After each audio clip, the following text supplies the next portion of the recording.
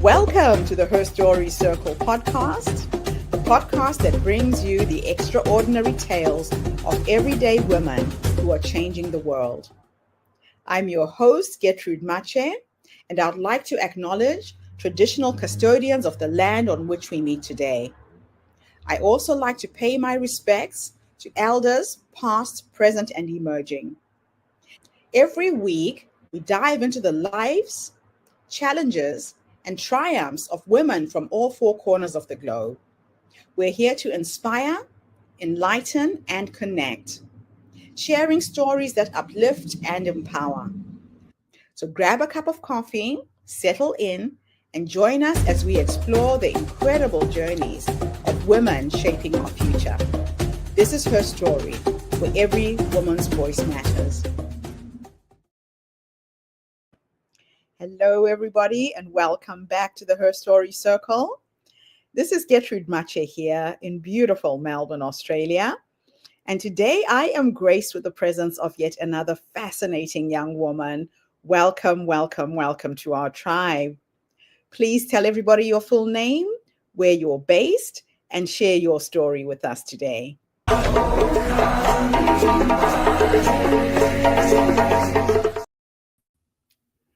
Hi, my name is Lisa Proeber. I am based in Milwaukee, Wisconsin, and I have a fascinating story to share. About 20 years ago, I fell into sales by accident. I took a 2-question assessment that told my basically first employer that I was a perfect salesperson. They spent 3 months teaching me how to sell at $10 an hour. My 4th month was a 100% commission paycheck for $18,000. Keep in mind, I was only 20 years old. So I promptly spent $4,000 of that on a dog and then blew the rest in Las Vegas in 48 hours and found my calling in sales. I spent 10 plus years at that company growing into a leadership role and decided all I really wanted in this world was to start a family. So I moved back to the Midwest. At that time, I was in Phoenix, Arizona, with the intention of meeting a good old-fashioned Midwestern boy to start a family with. Well, I struggled at dating and wasn't great at it. And so when I was 34 years old, I decided that I was going to try to have a baby by myself. I ordered sperm online. I threw a raging sperm party for 100 of my closest friends and celebrated becoming what we would call a single mom by choice. At that time, I was in the construction industry, and I had my first baby on March 13th of 2020, the start of the pandemic. About 9 months later, I was laid off because no one was using commercial furniture at the time, and that was what I was selling. And I found myself unemployed and searching for a new job with a 9-month-old baby all by myself. I found a new job at a company. At that time, got pregnant with my second baby all by myself. And that company was not thrilled to find out that I was pregnant. I asked for maternity leave, and they did not give me maternity leave. In fact, they fired me 2 weeks before I had the baby. And at that time, I was a single mom by choice to 2 little babies and had no job at all. I spent 4 months interviewing with tons of companies, and every time I'd interview with a small company, they would say, "We love you, we have to have you, we can't afford you, do you do any consulting?" So I ended up starting my own business in April of 2022 with 2 little babies and a dream to feed my family. I was very lucky, and turns out that sales career that I had for 20 years was something that was useful to people, and now it's a thriving organization with full-time employees, and we're changing the face of what sales looks like in the world, providing sales consulting and services, as well as doing CRM architecture and implementation and providing sales training for companies all over the United States. So that's been wonderful. Since deciding to start a business, I decided quickly that I was born to be an entrepreneur and became a serial entrepreneur. Bought a couple of franchises. I now own a bar. And along that journey, I was also a full-time single mother.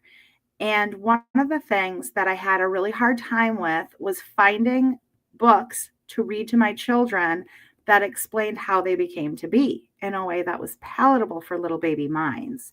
I searched and searched, and everything I saw out there had books that mentioned the word sperm or donor or IUI or IVF. And I really didn't know if those words would resonate with a baby.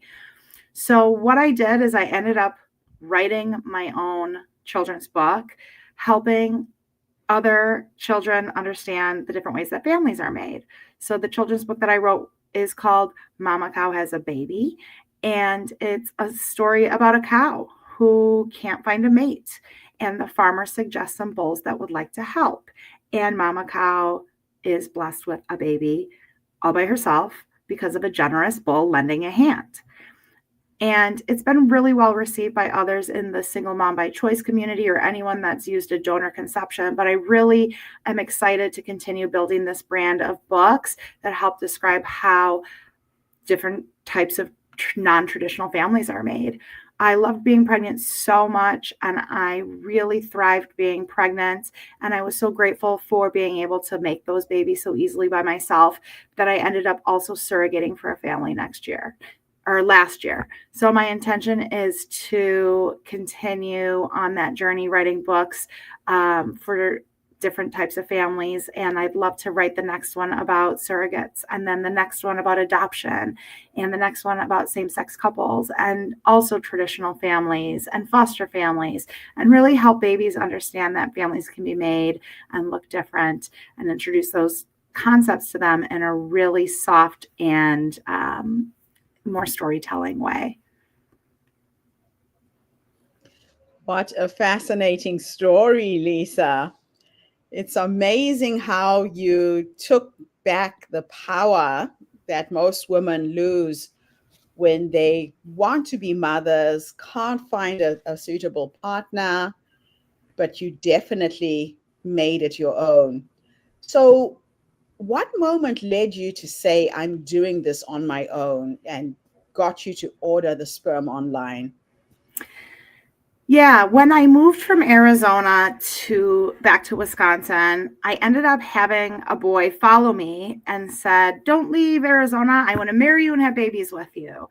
And so I tried that relationship, and it ended up every day I would think of this gentleman not as a partner for myself, but as the future father of my children.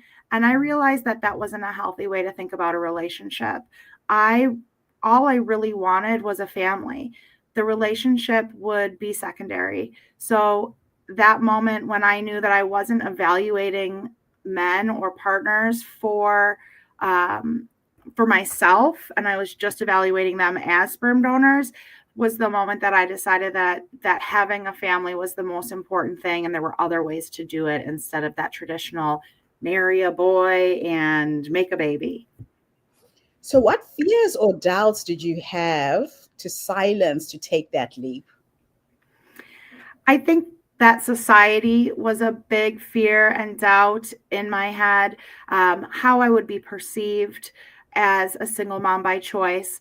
I had a really hard time with my family, explaining to them that this was my decision. I was raised very conservatively in a Christian household with very strong traditional morals and backgrounds. So the biggest fear was how my family would accept myself and my children in this non-traditional way of becoming a family. Wow. So, you broke out of tradition and did something that nobody else had done. So, I how did did. motherhood change your perspective on leadership and business? I think it helped give me the confidence to know that I could do anything. And I think that my goal now is to help other women understand that they can have it all. I went to a networking event early on when I moved back to Wisconsin, where a gentleman on the panel said that you can be the CEO of a company, but if you're a woman and want to be a mother, you have to decide. You can't have both.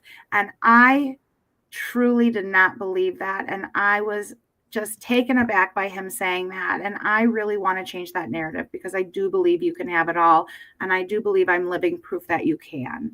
It has been an amazing journey being able to make all the decisions for myself and my children with um, no other soul to contend with or make decisions with.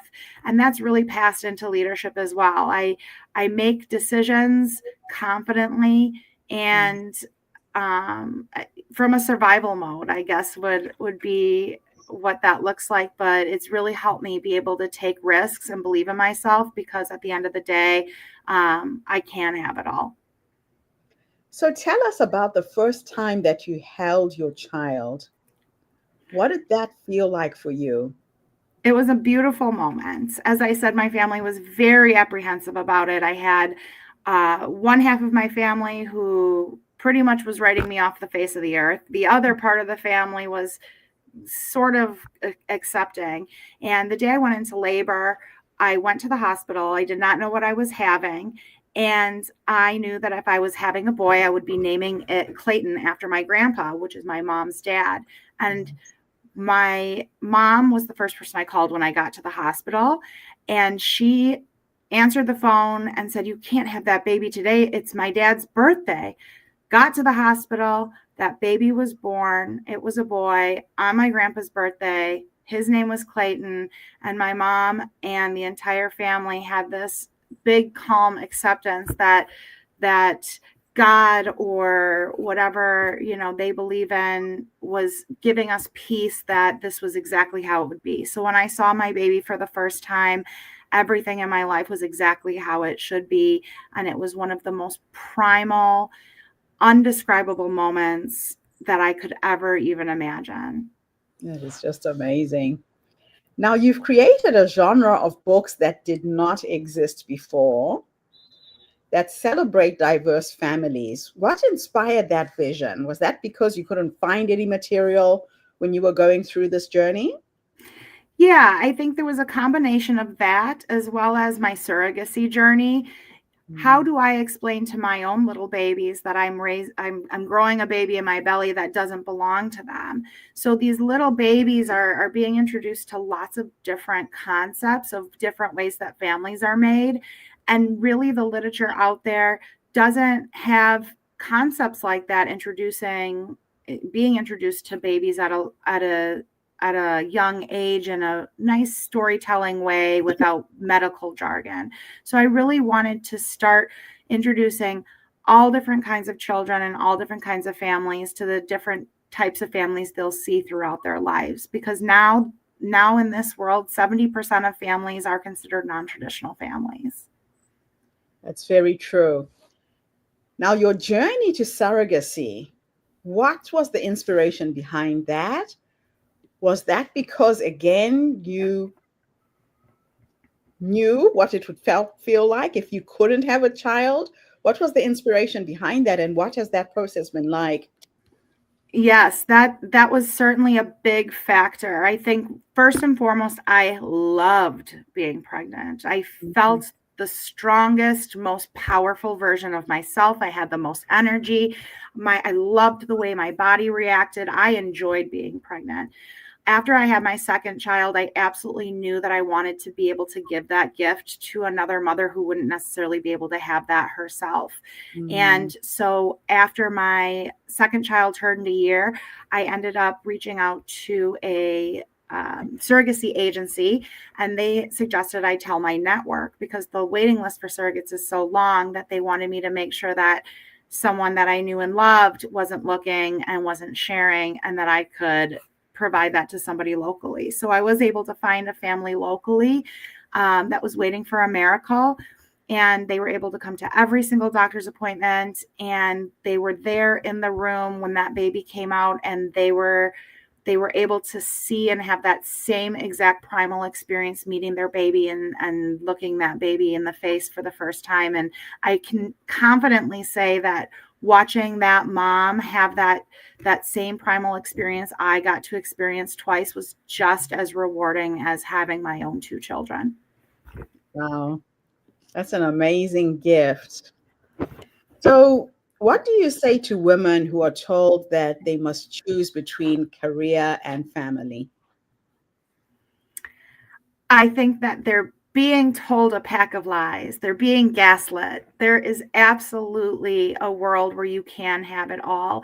And in fact, having your own business makes it much easier to have your own babies because you Mhm. have the flexibility and you're able to do whatever it takes to be the best mother you can be, as well as the best employee or leader that you can be. Because if you believe in yourself, there's nothing you can't do. Yeah, it's interesting. A lot of women, I'm sorry, a lot of women go into business.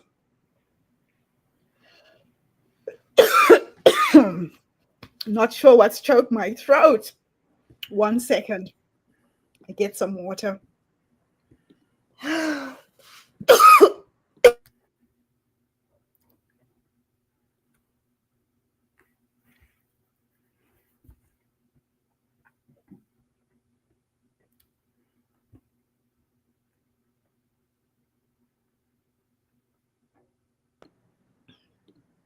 So sorry about that. I have no idea what.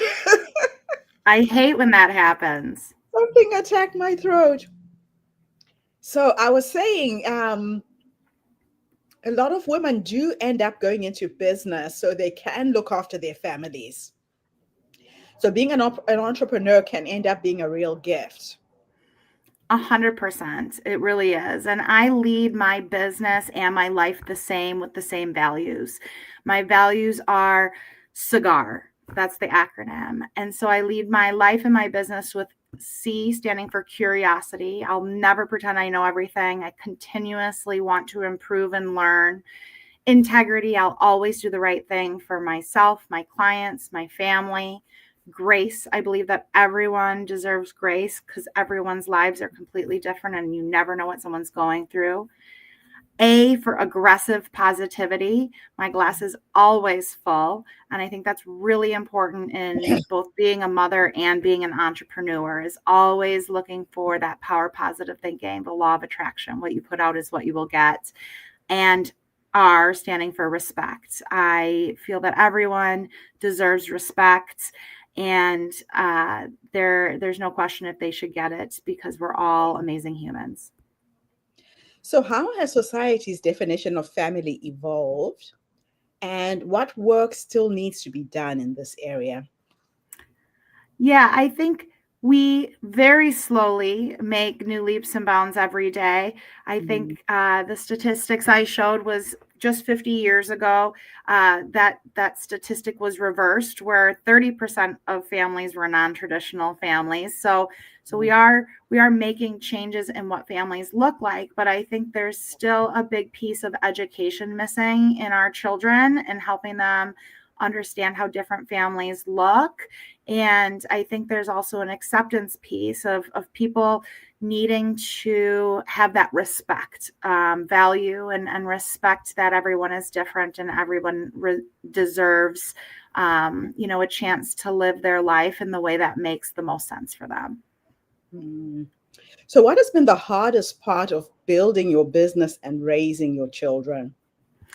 That's a great question. I think the answer is you don't know if your children are going to turn out amazing or not. So just the the feeling of, are my children happy enough? Am I giving them enough, as well as balancing the business? And I really feel that the harder my children see me work, the more that they will have those same values and respect the lovely life that I've been able to give them because of Mm. my tenacity and drive in the business world.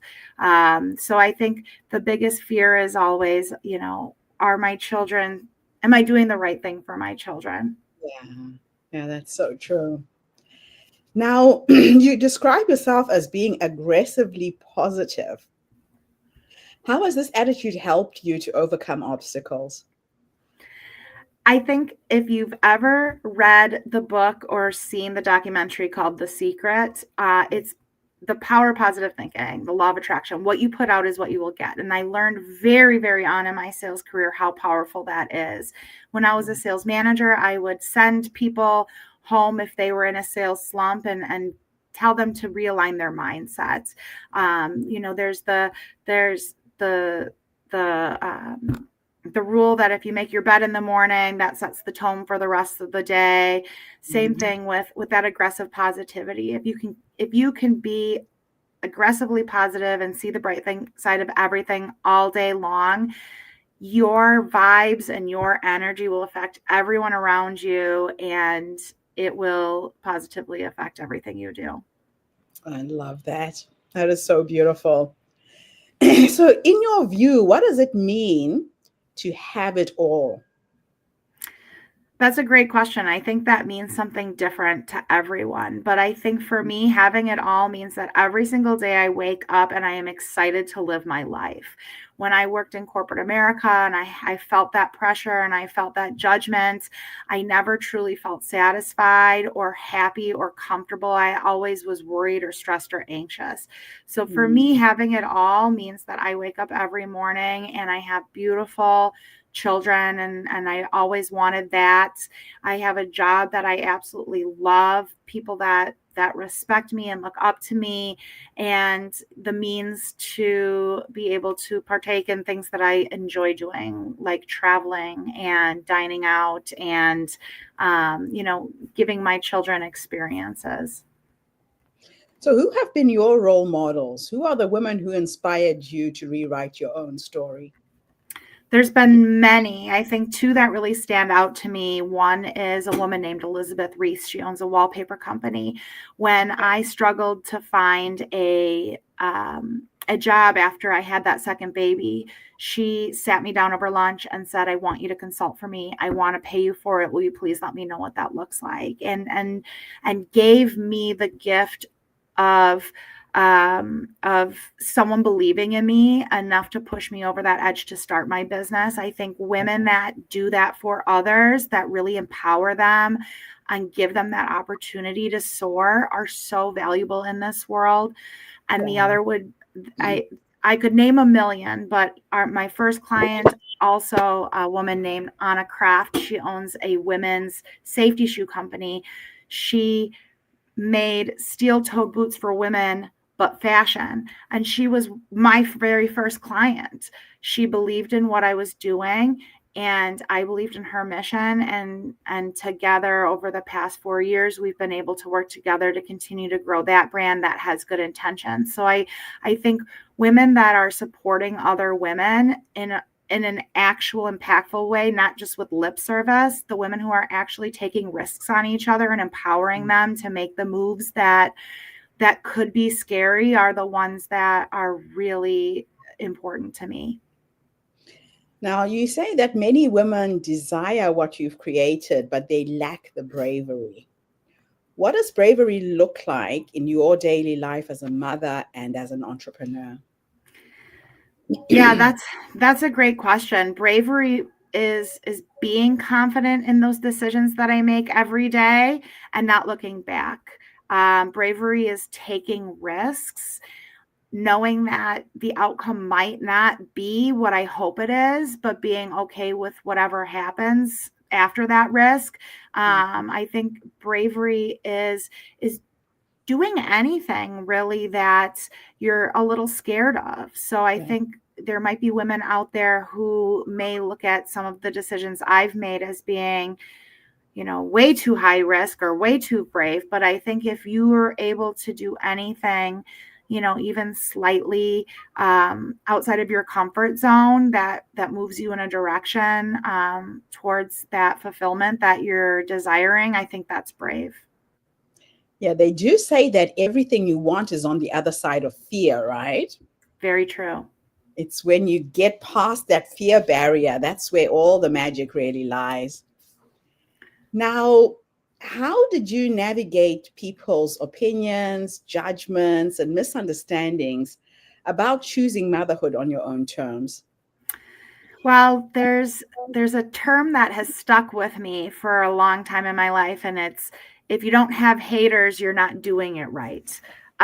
So I always thought that was kind of a nice mission statement to work off of and help Yeah. understand that not everyone in this world is going to Get belief you. in my decisions, understand why I do the things that I do.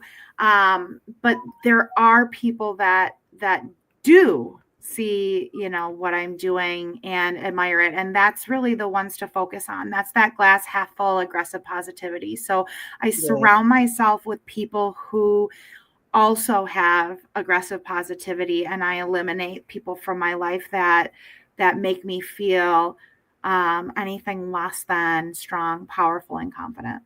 Oh, I love it. So, what role did community or lack of it play in your journey to build the family you envisaged? I think I had both, and so that community has evolved throughout my entire life. Hmm. But um, the ones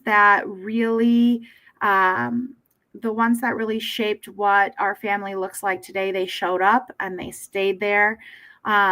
Community has ebbed and flowed for us over the years Mm. because everyone also has their own individual journey. So I think for me, community means always having an open door for past people, present people, and the people that need me the most at the moment they need me. So I really want to have a fluid community and make sure that everyone's always welcome. I love it. Now, my last two questions for you are a bit of a thought experiment. In the first one, I'm going to teleport you back in time. And we are going to go and have a conversation with the younger you, this young woman who wanted to be a mom, couldn't do it the traditional way, is sitting on the cusp of making that decision, just in case there is somebody who's listening right now and doesn't know which way to go. If you could go back and give yourself three nuggets of wisdom based on what life has taught you up until this point, what would those three nuggets of wisdom be? The first would be that if you don't feel good about a situation you're in, you should probably trust yourself because time is your most valuable asset and you have a finite amount of it. So if you're in a job or if you're in a relationship that doesn't feel right, it probably isn't. And changing that will give you time back into your life that you may spend too much time involved in.